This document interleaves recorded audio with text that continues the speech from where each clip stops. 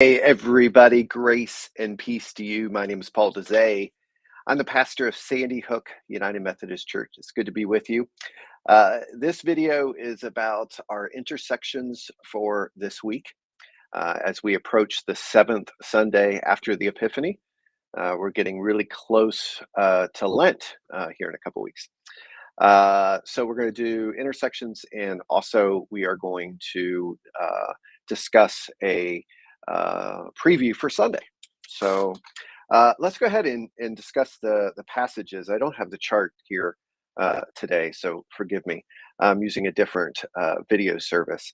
But the first passage that we're going to talk about is what we read last Monday, or what this past Monday, is Luke chapter 6, verses 27 to 38. And this passage is from the Sermon on the Plain, and it's very similar to Matthew's Sermon on the Mount passages. Jesus is talking about loving our enemies and how challenging that is. In that culture, they would have been expected to love their brothers and sisters from Israel.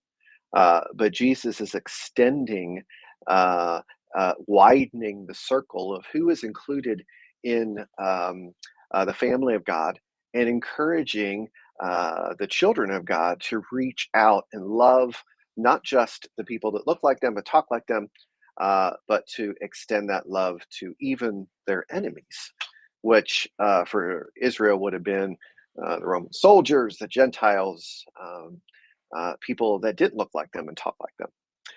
So these are some of the things that we see in this passage. Love your enemies, do good to those who hate you, bless those who curse you, pray for those who mistreat you. If someone slaps you on the cheek, offer the other one as well. If someone takes your coat, don't withhold your shirt either. Give to everyone, and don't demand your things back from those who take them. That's revolutionary stuff. It continues talking about loving your enemies. And then it talks about don't judge people, and you won't be judged. Don't condemn people, and you won't be condemned. Forgive, and you'll be forgiven. This is revolutionary stuff. This is the way of Jesus. Just like in the Sermon on the Mount in Matthew, Luke is talking about the way that Christians are to live, the way the church is to operate. Now, it's very important that we note here that this is the way that Jesus lived, right? He loved even the enemies. He loved the Gentiles. He loved everybody. So he demonstrated this way of life, and this is the teaching that explains it. So that's Monday's passage. Tuesday's passage is 1 Corinthians chapter 15, verses 35 to 38 and 42 to 50. We've been in 1 Corinthians 15 for, this will be the third week, I believe, and this is all about the resurrection from the dead. Jesus's body is the example body, and Paul is explaining this to the church in Corinth, that many people don't believe in the resurrection of the dead, the resurrection of the body. And so what does the resurrection of the body look like? It's a bodily resurrection of physical body. Paul uses the metaphor of a seed growing into a plant, that it has to die first. The seed has to die first before it becomes what it was created to be. And when you look at the seed, you can't quite see the plant. And that's the metaphor of, we look at our physical frail body, when the resurrected body will be different, just like Jesus's resurrection body was different. It's still recognizable, even though some people had a hard time recognizing it, but it's still a resurrected, indestructible. Paul talks about it as a spiritual body, and unfortunately, that confuses people because we think of spiritual as non-physical. But Paul is talking about a physical body, just like Jesus. But then Paul goes, it's kind of mysterious, right? It's different, right? The third passage was Genesis chapter 45, 3 to 11 and 15. This is about Joseph and his brothers. Joseph forgives his brothers. He comes close to his brothers. He's no longer angry with his brothers for throwing him in the well, where he was sold into slavery.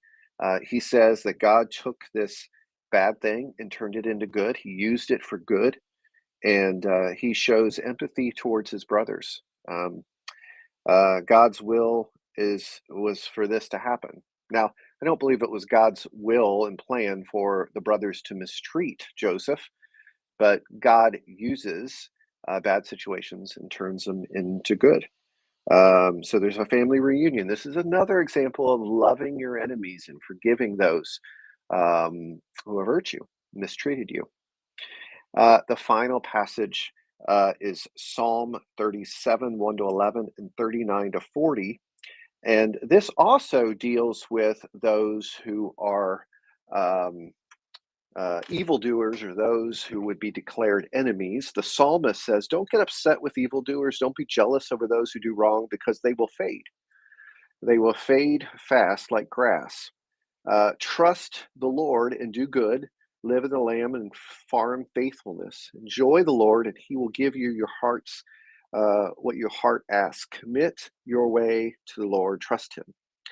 And then it talks about, again, it comes back to um, other people. So don't get upset when someone gets ahead of you, someone who invents evil schemes. Let go of anger and leave rage behind, because evildoers will be eliminated. Don't get upset, because it only leads to evil.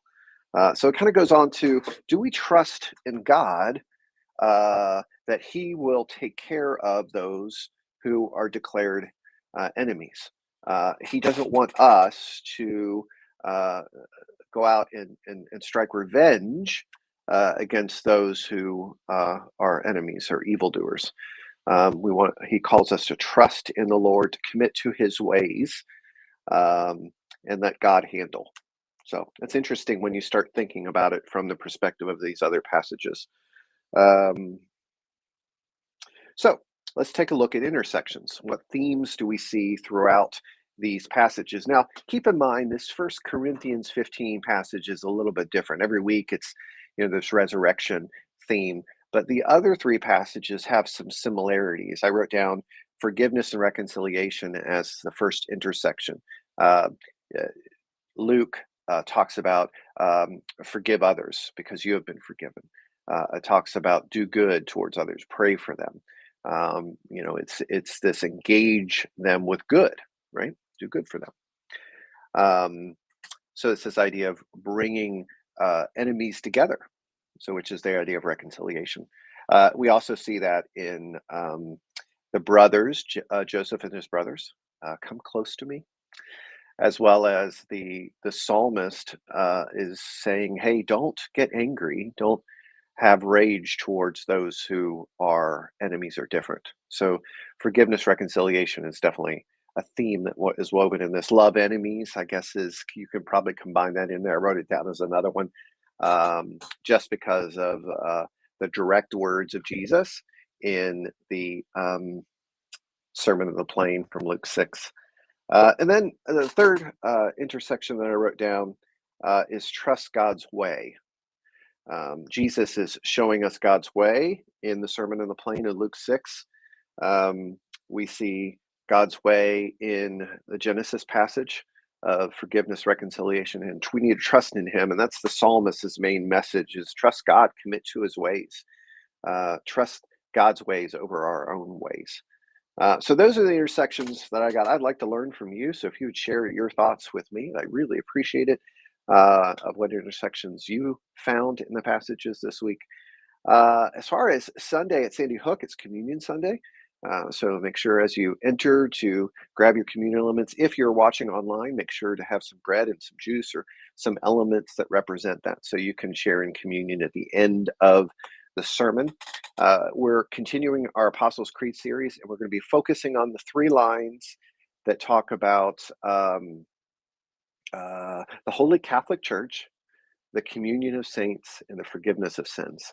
So all of those flow out of what we talked about last week. I believe in the Holy Spirit, the Holy Catholic Church, the communion of saints, and the forgiveness of sins. So we're going to be talking about the church, and what the church is about, and the purpose of the church, and how God desires for us to be a part of this universal Catholic Church. And so we'll talk about that on Sunday. So looking forward to worshiping with you. If you are part of Sandy Hook right now, we have the carpenter and his team are installing our new sound booth. It's going to be different, so brace yourself. I'll have some pictures hopefully over the next couple of days as it gets wrapped up. It's a nice booth. It's in that back where the other booth was, but it's up high and it has three stations across. So it's going to be very, very, very noticeable when you come in on Sunday. So, but this is the steps forward that we need to improve what we do from a technological standpoint. So Sunday, we're just going to try to get everything hooked back up together. But in future weeks, we'll continue to make those adjustments and improvements that we need to do to have our broadcast online for those worshiping online, and also to improve the sound and video quality within the services here at Sandy Hook. That's all I got. Grace and peace to you. Have a great rest of the week and weekend, and hopefully we'll see each other on Sunday. Take care.